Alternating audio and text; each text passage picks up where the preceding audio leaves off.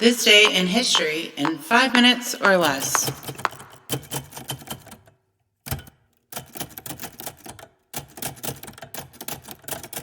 Welcome to this week's episode of This Day in History in 5 minutes or less. I am here with my very special guest, Ben Mackin. Ben is a writer and journalist who's worked for newspapers, statewide newspapers, in different places across the U.S. Ben, I know you've got something fun coming up that you wanted to share with everybody. What's coming up on your radar? Yeah, so June 15th, Sig Luscher Brewery in Frankfort. We're doing a comedy showcase. Bunch of funny people coming through. Wornall, I can't remember her name. She's going to be there. But yeah, no, it's a free show on a outdoor. It's in a beer garden, so yeah, beer and comedy, and more beer if the comedy's not good. So I love it. The more beer they have, the better the comedy gets. Yeah, that's awesome. And bourbon. Yeah, absolutely. All right, so this week we're gonna jump into April 24th, 1704.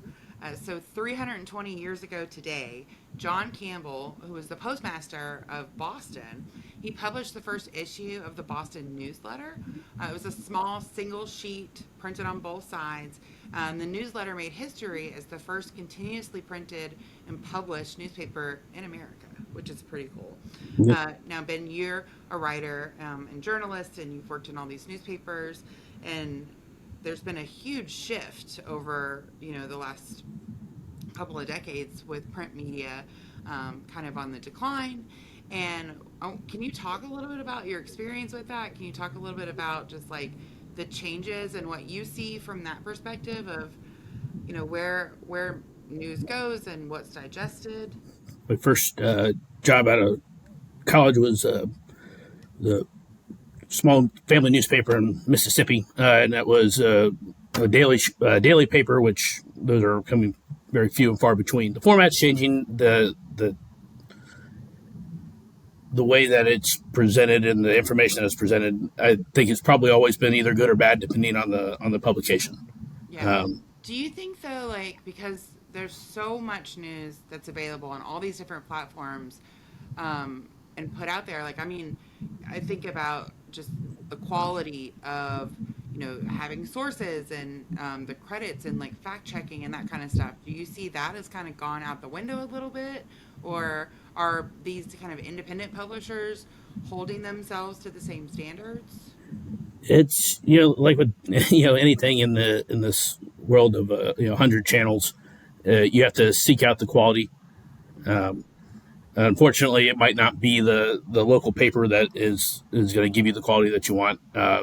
And sometimes you're just in a news desert, and you have to go to that local meeting yourself and figure out what the issues are, because all that stuff is definitely some biases like in papers, and I don't know how much people think about that, like where their funding is coming from. There's obviously freedom of press is a big deal. It's something that even back into 1704 when John released this, like it was a big push to not upset like in that area. So it's and depending on who's paying who's paying your check, for instance, that newspaper was heavily subsidized by the British Crown, so they're gonna sing for their supper. I think it's up to the consumer to really kind of figure out what's being said and ask the questions. As any reporter can tell you, they have a inbox full of emails from people saying, "Why didn't you ask this? Why didn't you ask that?" And those kind of emails is for as annoying and pain in the ass as they could be. They kept me in perspective of who I was really working for. You have been a fantastic guest. One thing all of our guests ask or get asked is if they could go back in history and kill anybody, apart from Hitler, only because it's not a very creative answer. Who would your murder be? I gotta say it's not Hitler, but like pretty close to him. Joseph Goebbels. Cool. For one thing, he had an O and an E right in the middle of his name, and that's just dumb. I mean, I know it's very German, but come on. So we're gonna get rid of him. And he was the one who was responsible for Hitler's propaganda. Yeah, propaganda, the stuff that he was responsible for producing killed millions. Yeah. And yeah, so he could probably go. And then when he killed himself, he also took his 6 children with him. So Yeah. Let's kill that guy. He's not necessary. We don't yeah, need him. We don't need him in history. no, Awesome. Thank you so much, Ben.